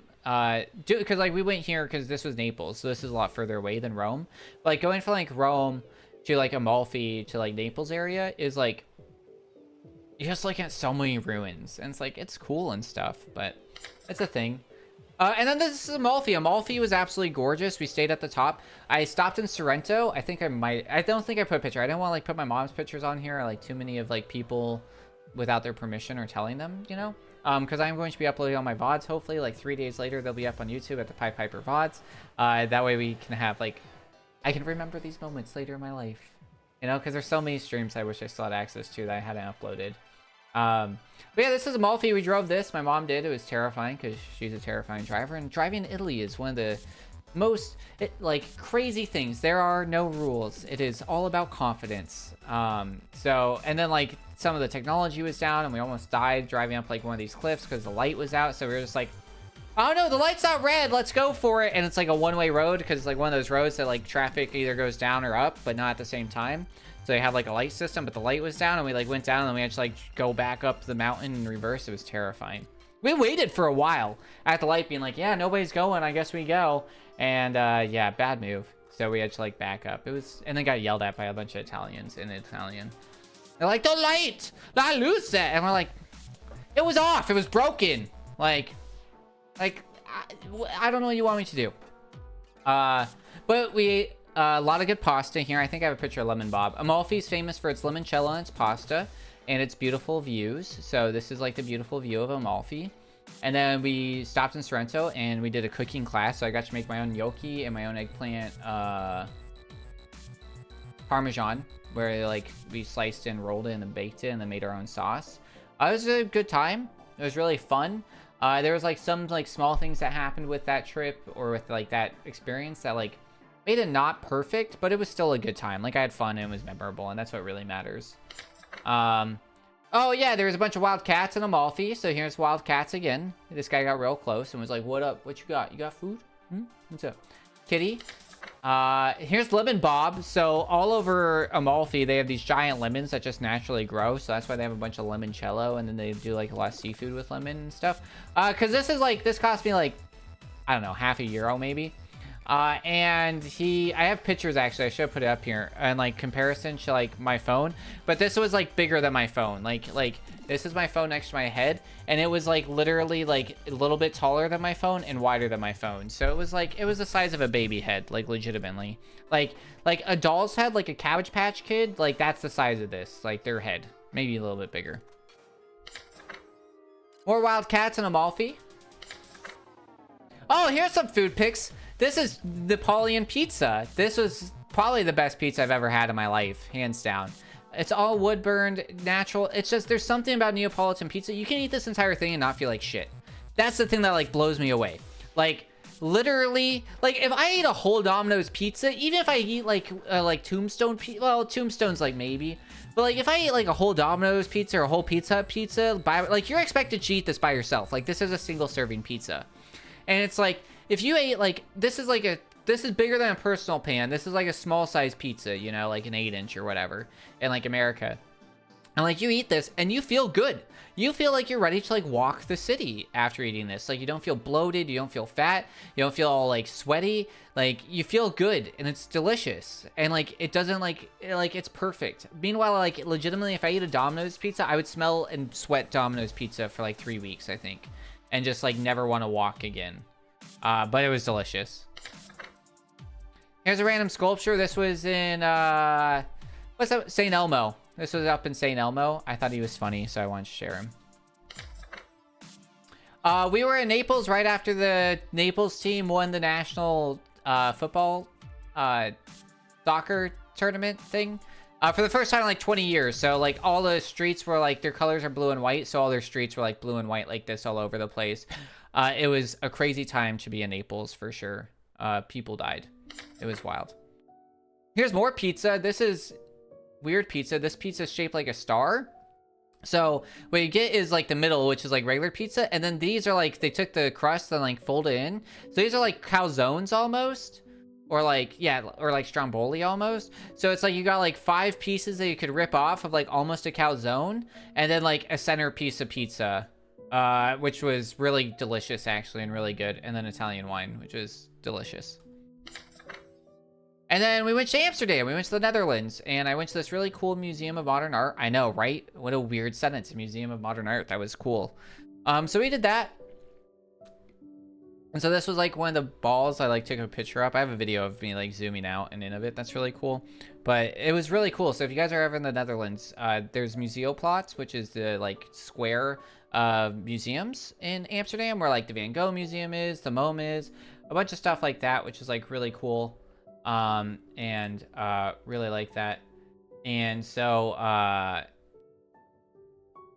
yeah, go to Museoplatz, go to the MoMA. It's really cool. They have like I think they have like a Banksy in there. They have a space, or I think they have like 2 Banksys, a Space Invader in there, a bunch of like art that you can do that's like interactive. They did have an NFT section, which was like dumb, but it's neat. It was really cool. And then we went up to, I forget what this area of the Netherlands is, but this is where all the tulip fields are. So there's like a bunch of pretty flowers all the way throughout, which was like really cool and awesome. So more flower photos. We technically, like, the entire area, so like it's a whole day trip, and you go up. It's like an hour via bus, and from Amsterdam, and they have like these like designs all throughout. Unfortunately, we got there like a couple weeks after they did their big tulip parade, where they cut most of them down to like do the floats and everything. But there's still a bunch of these around, so like they design them where they like make words or pictures, and they plant them all year round, and then they like harvest them during this year and give them out or freeze them and use them. It's really cool. This was like a random like water structure there that I thought was really pretty. And then this was actually really cool. This is like the oldest brewery in Amsterdam. It has a emu on it. It's called like Obstrecht. Dutch is a hard language. They speak English so good, and Dutch is so hard. It makes a bunch of sounds that aren't natural to English speakers. But yeah, it was cool. So it's like, it's a windmill, very Dutch, very Holland. And then down here is like where the brewery is, and it was a really good brewery with like really good like bar food. I accidentally made the thing. And then yeah, this is we were actually here during the, oh no, I went to Amsterdam twice. I went during New Year's as well, and that was really cool. But yeah, this is like the rivers and everything, like the channels. I don't know what word I'm trying to say. My brain's like it's canales, which is channels. The channels. Yeah, and then I went back to Amsterdam for New Year's, and this was at Museoplatz, actually. And they did fireworks and a bunch of light shows, and then live bands, and it was really cool. Really neat. Definitely recommend to go to Amsterdam for New Year's. And then this is Spain. So, right, so I finally finished, like, right, so now it's like we finished 23, end of deployment, and then moved to Spain, and that was like all like the moving trip and the New Year's. And then since living in Spain, I've traveled all throughout Spain, and then like I've gone back to Italy, but a lot of Spain. And so this is actually Sevilla, which is another Andalusian capital, actually. But this might like familiar to you because yeah, look at that. Look at that. There's Anakin and Padme. So I've been here now. So really cool. That's like almost the same exact spot. So this is where he like admits that he hates sand because it's rough and coarse and gets everywhere. And then this is up in Rioja. This might look familiar. This is up in Bilbao.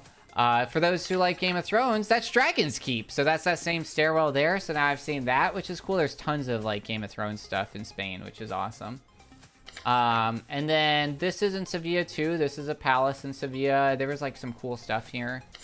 And then this is in Malaga. This is the video game museum in Malaga. They have a bunch of giant things. So this is a fully usable Sony controller for the PlayStation 1, and you could play Spyro, which is really cool. And then this is a full-size Game Boy playing Tetris that you could use. This was hard as heck to use because the buttons, like, you really had to push on them. They're like really heavy, but it's really cool. And then there's me in like a Super Mario pipe. And then this is in Malaga as well. This is a Picasso museum, so we got to like see his house. That dude kind of a piece of shit. Also, he like died in like the 70s. Like he is very much a modern artist in comparison when we talk about like classic artists or whatever. But the Malaga like video game museum is really cool because like the bottom floor was like the store, and that's where like the Super Mario thing was. Then the first floor was like retro gaming, so that's like where like the PlayStation was and stuff like that, and like NES, and they had like everything from like the first video game system to like, I think honestly like maybe it was all video game systems. They had like the history all the way up to like the PS5 and stuff, which was really cool. And so there's a whole floor of that. You could play games, you could play all kinds of stuff. Really cool. They had like history of like Nintendo, Sony. They even had a Philips CDI with Faces of Evil, like wild in public. Like I was like, wow, they really had everything. And the second floor was an ode, so that's like their reoccurring like, or their like transitional floor where they do like a specific thing. So at the time that we were there, it was all Final Fantasy. So they had every Final Fantasy game playable there, which was super cool. So you could like play it on like PlayStation, NES, whatever you had, Super Famicom. And they had every single version playable from 1 through like 14, I want to say, or 1 through 13. And then they had an entire section dedicated to 15. As well. And then they had like custom merch and like things signed by like the creators, signed by the voice actors. It was really cool. And like all this like concept art and like all these like custom like unique like collectible like lunch boxes and stuff, all Final Fantasy. It was really cool. And then the top floor was all like the experimental games. Like we had this game that was literally just like a light bar, and then like you had like a controller that like could destroy stuff and move, and it was really cool. And then they had like racing games and like simulators and like the crazy rhythm games that they have all over Japan. So it's like all these like unique experimental. I played Pac-Man, a Pac-Man level on an orb. So you had a PlayStation controller and you had to like walk around as Pac-Man would move across this orb, because it was a full like the whole stage was on the whole orb. So you had to like move within, the ghost would move, and it was really cool and interesting. So that was really cool. And then we went to the Picasso Museum, learned about like how he cheated on his wife and like left his kids high and dry. So that was interesting. And then this is Bilbao again. This is the one of the cool fountains. This is like a government building. And then this is one of the things that they're famous for. This is the puppy. He's neat. He's made out of flowers. And this is the museum behind there. And then this is Madrid. This is the king that like overthrew the king before him, and like, or like basically like did a whole Fire Lord Azulon thing where he chose Ozai instead of Iroh because he was like the other son was like ugly and not as confident or something. Like legitimately there's like no pictures of him, and like the Spanish would be like, oh yeah, Ferdinand the Third was ugly, so this is like Ferdinand the Fourth or Felipe the Fourth or something like that. So he's all over the place, and it was like it's weird. We were in Madrid during Christmas, so this is like the lights all lit up and stuff, which was cool. And then this is Granada. Granada is one of those other. This was one of the last Moorish strongholds, which is really cool. So this was downtown. So Spain doesn't really celebrate Christmas. They do, but they really celebrate Three Kings Day, which is the day that like the three wise men came and gave Jesus his gifts. So they do like gift exchange when like Jesus got gifts, which kind of like makes sense, which is like January 3rd or 6th or something. So they do Christmas a little bit later. So we actually arrive in Granada on Three Kings Day. Three Kings gets a lot of issues. And they're trying to fix it. So like one of the wise men is from Africa. So he's not a white fellow, and there's not a lot of black people in Spain. So for a long time they used to do blackface, and Granada was still doing blackface. Madrid publicly like denounced it, saying like we're no longer going to do it. Like last year was their first year that they like publicly denounced that they weren't going to do blackface anymore. And that they were going to like get like actual black actors to like play that king. I forget his name. Yeah, so we like got to see that, and it's like weird because like here's why it got weird, right? So you have the king on the throne, and it's like it's not a white guy, it's a Spanish guy in like blackface, and then they have like 6 of like his like cohorts who are like actual black gentlemen, and like, oh, this is wild. This is actually wild. It's like you had 6 guys that like could have sat there instead of you, and you're just gonna put them on the float. This isn't cool. Yeah, so it's like a big deal in Spain. They're like figuring it out. But it was cool to be there. And then we went to Alhambra, which I think is the next picture, because this is finally in order. So this is Alhambra, which was the last Moorish stronghold in Spain, like the last major one. Like they took Madrid, like the Spanish took Madrid, and then like the next big goal of like the Spanish stronghold was Alhambra, which is really pretty. It's like all this stone stuff. It's very Moorish, very like Islamic based. With like Roman influence still. So it was really cool to go up there and see. It was really cool because all these fountains, you know what the best thing was? It was a Pokemon Go day. So I caught like 1 billion Rowlets actually walking throughout here, like 3 shiny ones and like stuff. So that was neat. My mom and I played a lot of Pokemon Go. So this is the whole fortress here. It was really cool to walk through and catch Pokemon, and there's a lot of like Pokestops throughout it. And then this is Cordoba. So this is what I was talking about earlier. So this used to be a mosque during Moorish times. And then instead of destroying it, they left it. So you can see it looks very like African, very Moroccan. And actually you can kind of see it through here. This is actually the altar right here for the Catholic Church. So it's like a mosque. It looks like a mosque on the outside. It looks like a mosque when you walk in, but then you go through and it's got like Stations of the Cross and the choir and confessional booths and all that. And like, it's very interesting. And then I went to Portugal. This is Faro. So this is really cool. We actually took canoes down here, and so this is actually like the cave of 3 holes. So 1, 2, and 3, obviously. And it's really cool. It was really neat to go and see this. I like this kayak trip was really cool. There's like other pictures. I got smacked. Was it here? It was either, I think it was this trip. I got smacked in the face by my buddy with the paddle on accident and like cut my lip. So I was like a little bit in pain during this. But it's really cool. It was like beautiful. I'm really glad I did it. Portugal has like a bunch of these like natural things down south because they have the biggest waves in the world. So like Centra is like one of the biggest like surfer spots in the world because they have like these beautiful giant Atlantic waves, and so those same waves are like what leads to the creation of this. It's really recommend that you go and do this kayaking because a lot of this used to be a lot smaller, but it's like falling apart, and like eventually it'll all be lost because these like motors and like the bigger boats cause like erosion to enhance. But you can like see how it got built with all the different layers and like clay and other rock. But it's really beautiful and it was really cool. And Portugal is like a weird part, especially like Faro Lagos area, because it's got like a weird Dutch influence. So like a lot of the restaurants, they speak Portuguese, English, and Dutch. And I'm like, dude, I'm an hour away from Spain. Like, you don't speak Spanish, and like their English is like okay. I'm like, this is a weird place. It's a weird place to be this close to Spain. But then like you get like closer to the Spanish border, and they all speak Portuguese, Spanish, and English.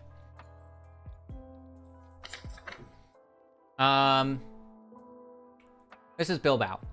This is back in Rioja in Spain. This is Bilbao. This was cool because yeah, we went up to like this is Tenerife. Sorry, this is the Canaries. So this is one of the Canary Islands. So this is Tenerife. This was a cool little place that we drove up to. They actually did. Here's a crazy thing with this. I'm pretty sure that's where this is. I hope so. The crazy thing with this is that they had a marathon or like whatever. They had a like crazy run in Tenerife where they like had the people climb the entire, like run the entire mountain. It was insane. Like I couldn't even imagine. Like they started on one side of the island, ran to the highest elevation, then back down, and it was like the quickest time was like 17 hours or something. People are doing this for like 30 hours or something. It was insane. And like this is a common thing that they do. It's called like the Blue Ribbon Run or something like that, not Pabst. But it was wild. But yeah, this is cool. We saw some people take like pictures of their cars here because it's like really neat to have like the trees do that thing where they like all want light. So it like created this like semi-natural structure that we like blew. Well, not semi-natural, like that was natural, but we blew through this to make that a road. It was like cool. And then Onyx got married. That's what happened. This is us. This is exciting. So went down, saw them get married. So that was cool. Here's a picture of Onyx. He didn't get out of this. I started mead making. So I'm making mead now. So this is peach habanero. These are all Spanish honeys, I think. Like different kinds of honey. Because this one's like acai or acacia. This is like wildflower. And then this is like nomadic wildflowers, which are like different. And then I have a bunch more that I make in. So I've been like spicy and doing that. I've been doing that for a couple months now. You can check that out on Instagram at the ThePiPiper Meadery. I graduated from college, guys. I got an associate's degree. That happened in the last 2 years. So I'm now a college graduate. I'm college educated. Work on my bachelor's more or less. But yeah, I'm college educated.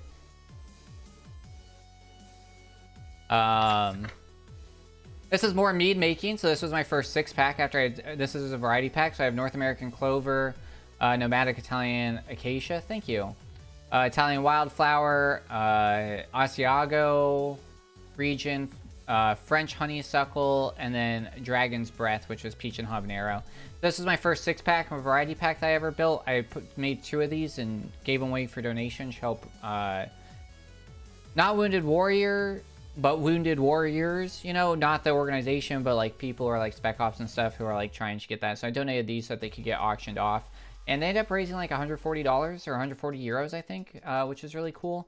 So those got to go home to a family that really wanted them. I told them to let me know what they think. I've gone a lot better since then because these are a lot of basic, like no spices or anything. And now I have a bunch of spices and stuff that I add. I bought a Steam Deck. I love it. Honestly, it's been great. Highly recommend. I just thought that was worth putting up here. And then actually, before we cover what's next, I did want to share this as well. So we're just gonna hide this real quick, and then I'm gonna show you this as well.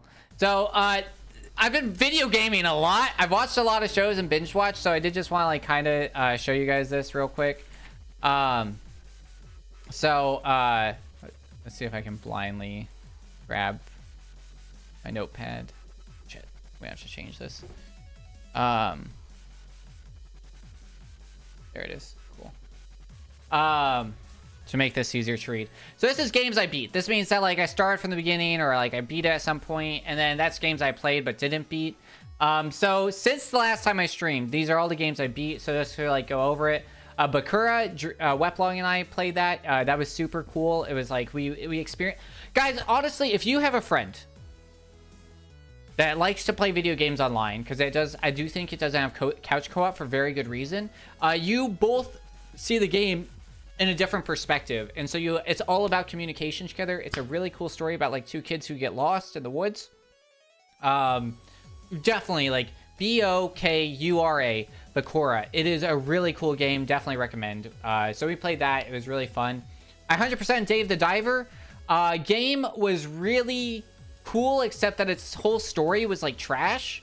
The story like made no sense. It didn't do some things. Like, I really like the cooking aspect. I really like the fishing aspect, but I don't feel like I had enough like open worldness to it. And then also the story was kind of trash. So check it out if you want. I put like 50 hours into it, I think. I like 100%ed it. So like I liked it enough to 100% it, but I didn't like the story that much. So that was kind of annoying. I finally went back. I played Subnautica a lot on stream during Summer of Awareness. I went back 100% of that. That was cool. I quit shortly actually after that. I got really mad after that last stream during Summer Games, or not Summer Games, of Summer of Awareness. Because I had spent all this time building my Mantis, and then it got destroyed because I didn't know that there was like a creature at the end of the world that destroyed it. And I was really mad, so I like stopped playing. And so I finally went back and I actually beat it on my Steam Deck. So that was like one of the games I decided to try on Steam Deck. Subnautica is not a horror game, but it's definitely a horror game. It's terrifying. I finally played Legend of Zelda Spirit Tracks. Delia got me to play that. She said it was like one of her favorites, up there with the other one, Phantom Hourglass. So guess what? I have an emulator on my Steam Deck, and I was able to actually use a touchscreen build out. I actually saw this guy on Reddit on the Steam Deck who actually built a DS/Wii U setup where he has a dual screen setup on it, which I was like, oh my god, that's amazing.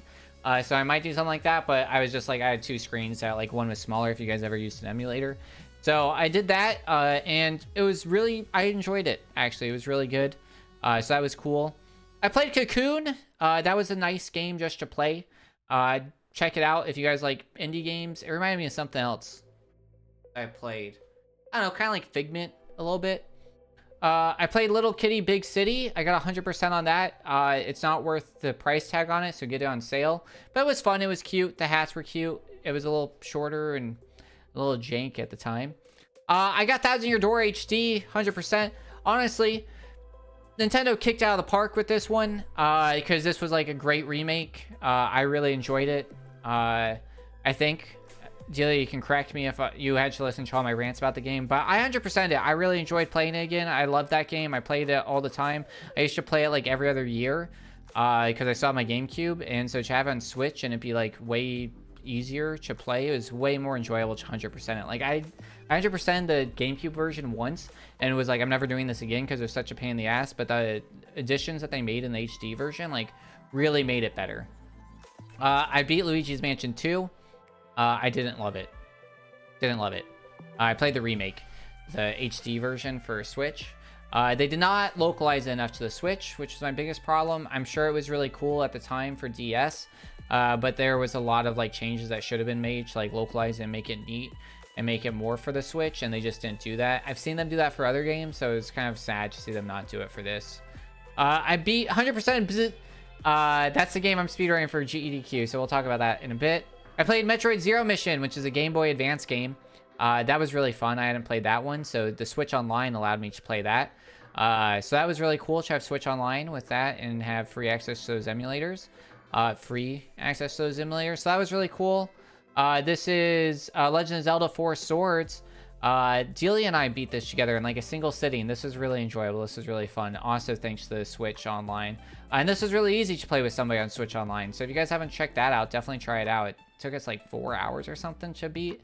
So that was cool. WarioWare Incorporated, I 100% this. This is another Game Boy game. I was in a Game Boy mood, as you can tell, with all these. So I did that. I got Duck Simulator 2 on Steam. I don't know why, but I played and beat that. Beat Saber, I played a ton of that because I got a VR set in like 2022.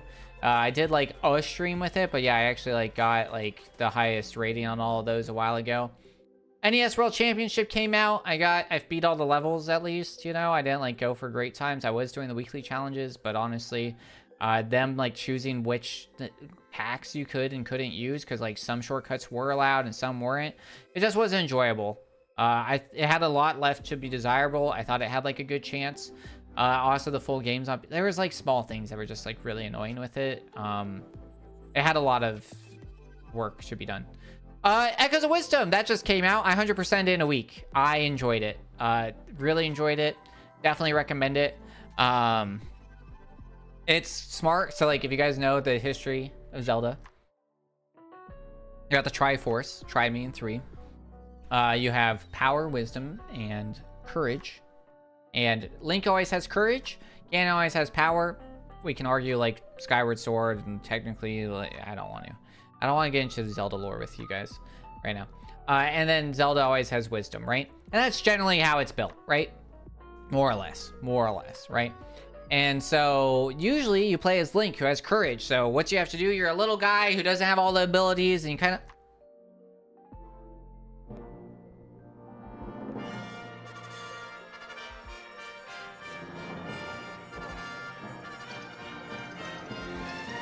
Uplong, hello, you beautiful human being. Thank you so much for 46 months, dude. That's wild. I've been streaming long enough for you to subscribe for that long. Insane. Thank you so much for 46 months. We're going over, we just finished all the pictures of what's happened the last 2 years. I'm just talking about all the games I beat and played in the last 2 years. So yeah, 100% Echoes of Wisdom. The thing that I really like about it, right, is that it is a game about puzzle solving and wisdom and using unique ways to solve problems. I was talking about how we beat Bakura at the beginning of the year and how that was really enjoyable too.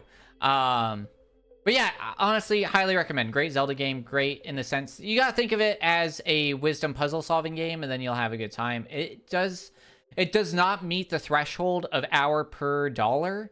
If that's something you guys are interested in, I 100% in like 33 hours. So yes, 100%. Bakura was so cute and so disturbing. Yeah, it was really, it's good. But if that's like something you guys are interested in, you can beat like the main game in like 12 hours. So it's like bang versus buck. I do always recommend, if you guys are getting the $60 games, always buy, when available, the 2 for $100 pack. Like the thing, I do that all the time. If I am ever buying a single $60 game, I always buy it because I'm like, eventually they're going to release another $60 game I want. I get to save at least $20, you know? So it makes me feel a little bit better at the end of the day.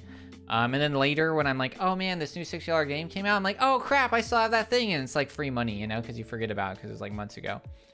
I beat Cult of the Lamb. This was before a lot of updates. This was like right when it came out. They were doing a Steam trial and I ended up buying it and I 99%ed it. There was like one thing that I had left to do, which was going to take me like logging in every day to do a challenge, and it wasn't worth anything. I wasn't going to, it was like, I beat everything but gained like all the like special cloaks or something, or emblems or something. I don't remember. It was like not important. And I was like, I'm not going to do this thing where I have to log in once a day every 24 hours for this thing to refresh, because it's going to take me like another 3 months to beat this. And it's the only part of the game that is still worth playing. So it's like not worth it. I had maxed it out. Super Mario Wonder, 100% of that. It was cute. It was fun. It's not worth $60. This one was actually not worth $60. This feels like it was a good game worth $60, even though it wasn't hit the threshold.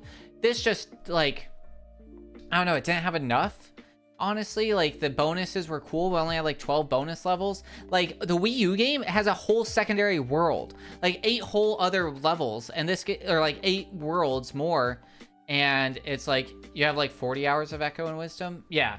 So that's pretty good, you know? I might have more. I don't think it hits the threshold. And you beat it. You beat it in 40. And so, I don't know. I don't think it hit the threshold, though. Wonder, I think I beat it in like 12. I think I not even. I think I beat it quicker than that. I think I 100% this in like maybe 12 hours, maybe like 20. So it's cool. It's fun. I enjoyed my time playing it. It had some neat concepts, but just wasn't enough content. I finally played Dead Cells for the first time. I beat it on one boss cell, so that's the highest I got, but I did beat it. And I enjoyed it. There's parts of it that I like and parts of it that I don't. I do think that it's fun. I do think the references are really cool. I do wish, I don't know, it's interesting. I like it. I think people overhype it. I think that's my problem with Dead Cells. I think it's very good. I don't think it's like the best Metroidvania that's ever existed, because that's what it's commonly called, which I think is like insane. Slay the Spire, I beat a bunch. I don't know if I played this before I left for stream, but I'm on like a session 14 on Ironclad right now, so that's the highest I've gone with that. If you guys haven't played Slay the Spire, talk to Delia. She loves this game. I love this game too. It's really good. It's a deck building roguelike, which is really neat and really fun. My hand's getting tired. So where's my finger again? So this is Tears of the Kingdom, 99%. There was like something, same thing, like last minute thing that like here, I'm gonna put this behind me.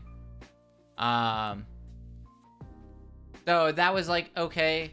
And then I really enjoyed Tears of the Kingdom. Sorry, I really enjoyed Tears of the Kingdom. I will say that like I might have 100%ed it. I did use a glitch. I fully cheated. I'm going to admit that to you guys right now. I used a glitch that let me get like the infinite, like whatever the Zonite crystal is, because I was not going to go mining. Like, I don't yearn for the mines like the children do these days. So I was happy to like glitch that a billion times and be able to level up all my stuff. I had a lot of fun building stuff. I don't think the game's for everybody. I also don't think Breath of the Wild's for everybody. But if you enjoyed Breath of the Wild, I think you will like Tears of the Kingdom. I enjoyed it. It was good. I played a lot of it, and I almost 100%ed it. There's like something Koroks maybe I didn't do, but like I did like level everything up to the max. I got all the armor. I got like everything. I played the heck out of it. That came out the month I moved to Spain, and I put like 100 hours in that first month. I really enjoyed it. It was really nice. It scratched my brain really good. I was really happy with it. I think it's a proper sequel to Breath of the Wild. So it's definitely worth checking out. Played Stray. Stray was cool, except like it's got some like what's that called when something looks close but it's Uncanny Valley. It's got like Uncanny Valley vibes with a cat, which is like wild. And then also trying to replay it's not fun because there's no way to skip the cutscene, so I was gonna 100% it, but it like takes away your abilities and it's like not clear in like how to do it, so that kind of sucked. It's a good game. It's kind of neat. You're a cat in a robot world. It was neat. I liked it. Played the new Pokemon Snap on deployment. Beat that. Pokemon Snap original is better. Party Time UFO, 100% that with my friend Cindy. That was cool. Hades. Oh my god, Hades, guys. I don't even know. I think I'm like... Hades was like the best thing that I discovered during deployment. I played so much of it. I loved it. It tickled the brain. It's so pretty. The story is so good. I love it. Hades 2, I'll play it. But yeah, Hades, absolutely loved, adored. I was taking screenshots. I was finding the best mixes. I really like understood it. It was a clear, easy roguelike that like made sense on how like synergy worked.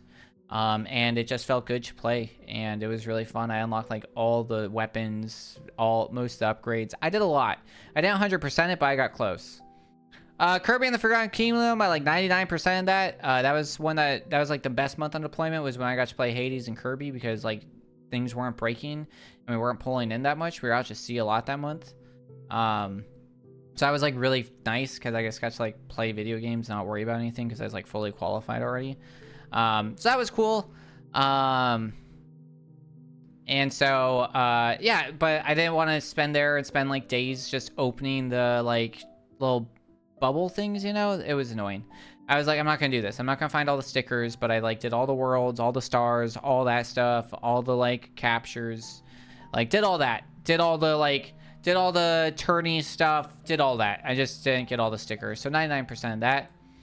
Crypt of the Necrodancer, finally went back and 100% that. That was like a game I think we played on stream a couple times, and I had like gotten close, but I was like having a bad time. But ended up doing that. And then Pistol Whip is another, it's a rhythm game on VR. I beat everything. I was like in the top couple hundred in some of the modes on that. Did a bunch of customs, but I thought it was worth mentioning. And then games I played. I'm not going to talk about this too much, but Animal Crossing New Horizons, love it. I will play it again if we get you 100 followers, because I'll dress up as Isabelle and then we can play, and then we can like look at each other's. I'll do like a 12-hour stream, I guess. That was what the bonus incentive was back in 2022, so I'm going to keep it alive. I guess I didn't play that since I played it a lot more since 2022, but I guess we did play it then as well. Party time, guys. This is like a Mario Party like game with some cool like things. Steely and I played this a lot. Recommend it. It's enjoyable. Fog, Steely and I played. It's pretty enjoyable. Nobody Saves the World. Got partially through that with my friend Cindy. Lumber Hill we played. These are like fun co-op games that we did a lot of. Stardew Valley we played a lot of. Haven't played 1.6 yet. Was enjoyable. Suika, I did want to mention that I think Delia found this from like some of the Anime Girls streams from HoloLive and saw it and wanted it. So we both downloaded Japanese accounts, got Japanese like gift cards, and then ended up downloading it way before it came to the US. So we had like fully burned out on Suika before the US market even learned that it existed. So it was a good time. I really enjoyed it. It scratched the brain just right. If you guys are looking for like a calm, peaceful game kind of like this, I do recommend Suika, and then also Sushi Shot, which I have up here. They're very similar. Played a lot of F-Zero 99 for a while. I was pretty into that. And then I have not tried. Well, Sushi Shot's probably the only like knockoff game we've tried, and it was pretty good. But I kind of like moved past it. But yeah, it was like the main one I had tried. It was like you build up sushi, but it's like upside down to Suika. It's interesting. I definitely do recommend this one. It's pretty enjoyable. I played The Messenger, didn't enjoy it, so never beat it. Pokemon Legend Arceus, I played a little bit of it, didn't fully love it, so never went back to it. Little Gator Game, I tried to play this in Spanish, so then it hurt my brain because I was getting a migraine, so I didn't. I played a ton of Mario Party Superstars, Jamboree, and Super. Delia and I are playing a lot of Jamboree. I really like Jamboree so far. My biggest issue, though, is that there's not enough non-motion minigames. There's not enough minigames in total. There are the same amount of minigames for a regular Mario Party as there were in Mario Party 7 for the Wii. If you turn off motion, you only get like half of them. So it's like, really, you're going to be playing like the same like 20 like mini games over and over and over again, especially if you're like playing on the handheld where you can't play on motion. So it's like, that's the biggest problem with it. We haven't tried the other versions. We haven't done the like Koopa build or whatever, the Koopa races, and I haven't done the like Bowser battle or whatever. So those might be interesting. I haven't done the rhythm games, but those are also motion. So it's like, yeah, the cooking sim as well. So there's a lot going on in Jamboree. I do really enjoy the stages overall. I do enjoy the play. I kind of have mixed feelings. I really like the Jamborees themselves, with the exception of Wario's 45-minute fucking pinball thing. Excuse my French. Because it's really annoying and really hard, and we haven't figured out how to win it yet. It takes forever and it kind of sucks. And then also the whole like setup sucked, because if you're like get it early where you win it and you end your turn there's like 100% chance if you're near somebody else that they're just gonna steal the person that you spent 5 minutes winning for, and then they're gonna buy the 2 stars. So like the whole like exchange system on these guys where they just have to walk past you isn't great. Kind of hate it. And then Super sucked. I hated Mario Party Super. Honestly, sucks. Don't buy it. Don't play it. Superstars, love it. If you guys like original Mario Party, you'll like this one. Definitely check it out. Lost Castle, played it, didn't love it. I don't know why Tears of the Kingdom's over there. Tunic, played it, didn't love it.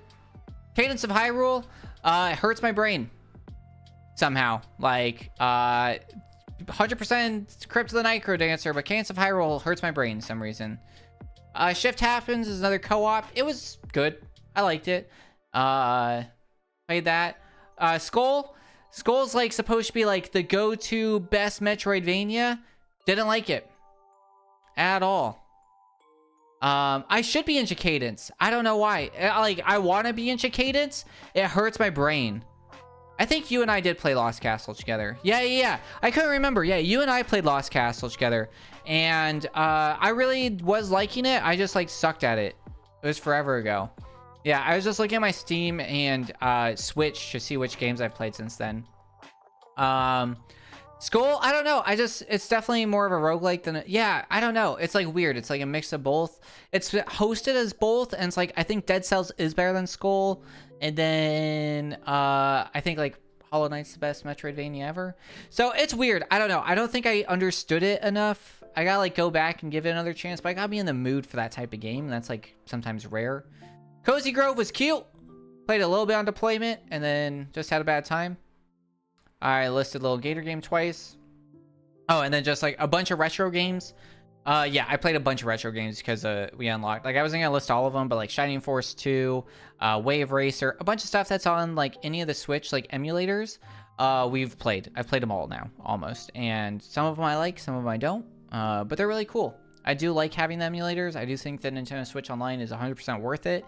It's not as expensive as like PS5 Online. Sure, like you don't get Game Pass kind of thing, but you do get all these emulators, and they're really easy to use co-op and play versus with, and definitely like it. And then Baba Is You, I started playing that again on my Steam Deck, and I've almost beat it. I'm like stuck on like a few levels, but I've almost beat it. I just gotta like do the final level and then I will have actually beat it. But Baba Is You sometimes breaks my brain, but it's also like a fun game just to turn on and like challenge your brain out a little bit. But yeah, so this is a lot of what I've done in the last 2 years. Don't worry guys, I still gamed plenty. Even though I wasn't streaming it. There's tons of games I didn't play because I still wanted to save them for stream because I knew I'd eventually come back to this. And here we are. So maybe we'll try those out at some time. You know, we're testing the water. We're feeling it out. And then, all right. So let's turn this off and then we'll turn this back on. All right. So let's talk about what's next, right? So now we're in 2024. It's a date. Should we date this video on YouTube? We'll do it. It's November 10th of 2024, right? And I just started streaming again. So what's next, right? All right. Biggest thing. Awesome games done quick, guys. AGDQ in chat. So my run of business, which I'll be showing here, that got accepted in AGDQ 2025. Absolutely wild. I like have been doing like practice and everything. Yeah, heck yeah, hype. So super exciting. Like I've been just like running business, and like as soon as I saw it, I was like, this is a perfect game. Just released. It's like an ode to the 80s. I know a lot about this game, but it was crazy. It was like here's what happened, right? So it was like the busiest time of my life for work because it was like Chief season. So I was doing that. It was my birthday. And we had literally, and then I was leaving to DC like the following week. So they announced like on Monday, they were like, or like whatever, they announced like Wednesday. It was like, you have from Wednesday to Wednesday to submit a game. And I was like, cool. I'm like, I have a thing that's going to start at 5 a.m. on Wednesday and end at midnight. And then Thursday, I'm going to have this thing that's going to exhaust me. And then Friday I had off, I think, or something like that.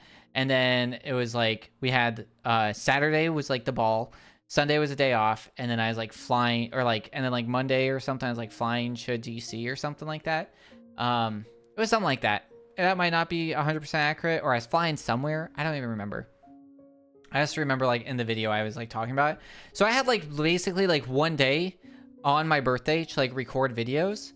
So it was like, or like the day before my birthday to record videos, and like I had a birthday dinner that my friends had planned for me that I should go to. So, and like I did not have the game up to the par I wanted it to, and I was like researching the game, and I was like, all right, I haven't even submitted an official time to speedrun.com. I still haven't. I just uploaded a bunch of level runs, which there's a bunch of drama with that right now. It's just annoying, honestly. It's bad vibes. But I submitted it, and then they sent me the letter, and it was like wild. I'm like, I haven't been streaming. I haven't been performing in front of an audience in so long, and now I'm going to like one of the dream things. So I'll be live January 25th at 7:10 a.m. Eastern Standard Time, 6 a.m. Central Time. But it will be uploaded to their YouTube. It will be on, like, I think they live on it too. But it'd be awesome to have you guys there. You can watch it at twitch.tv/gamesdonequick. It's going to be a 20-ish minute speedrun of Buzz in front of like 50,000 people. So it's going to be super cool. So that's like the big news of what's next. What else is next, right? My pictures don't have it. Cool. The other things I added into here. Maybe this doubled up. Did we just go in a cycle? No, we just went in a cycle. Nice. Other things that are up next. One, I'm still doing, in the last year, I did YouTube. I probably need to refresh this, actually. What if I do this? What if I go like this? And then I do like, it's probably, well, we'll see. I'm guessing because I added stuff after adding this to OBS that didn't like that, you know? All right, let's see. Yeah, because that was supposed to be the end. Nice, that's exactly what happened. So what else happened, right? I was doing Instagram. So I'm making Instagram content for the Pipiper meadery. Those posts are whenever I feel like it. So it's like, I'm trying to do it like a weekly post. It hasn't been going well recently. So that's there. And then I'm also doing uploads on my Instagram of Cosplay at Cars Monday, Wednesday, and Friday of Kaizo stuff, of Zelda stuff, of whatever I still kind of have in stock, and I'm gonna make more. So you guys can check me out on Instagram. And then I also, like, the way I was mostly doing my speedrun content was via YouTube. So you guys can follow me at the ThePiPiper's Shorts, where I have like reels, whatever the heck they call them on YouTube Shorts. I just said it. I have YouTube Shorts and then also full videos of a bunch of stuff where I'm doing mostly Super Mario Maker content. And oh look, are we back? Are we back? Are we back? Hello. Hello. All right. Well, you know, you can't have a first stream where nothing doesn't go wrong. Hello, welcome back. All right. Like I was saying, this is the schedule. Best way to get my schedule, by the way, is using that Google Calendar in chat. That one right there. I update that pretty regularly. That's the easiest way for me to upload. So right now, the plan is to stream Tuesday, Thursday, and Sunday. I'm going to stream Tuesdays and Thursdays at 6 p.m. Central European Time, aka noon Eastern Standard Time, 10 a.m. Mountain Time, 9 Pacific Time. Tuesday, Thursdays, and then Sunday I started early at 2 p.m. today for me because I knew that this would be a longer stream. Like, I've been streaming now for 2 hours, and we haven't even started playing the game. So the plan is I'm going to start streaming at 4 p.m. on Sundays, which and then probably go, like, average streams probably going to be like 2 hours. That's kind of the plan. I'm going to kind of limit myself to 2 hours. And then Sunday streams will be 3 to 4 hours. That way I'm like ending at 8 p.m. every night. That way I'm not like staying up too late or anything like that, and I still have some time to do stuff afterwards. And then GDQ, already talked about that. And that's it. So that's really what's up next. So I hope you guys are able to make it to more streams. Thank you guys so much for being here so far. I know we just like broke because the stream broke, but I do need more water. So I'm gonna be right back to get some water. So please don't go anywhere and enjoy words on streams while I'm away.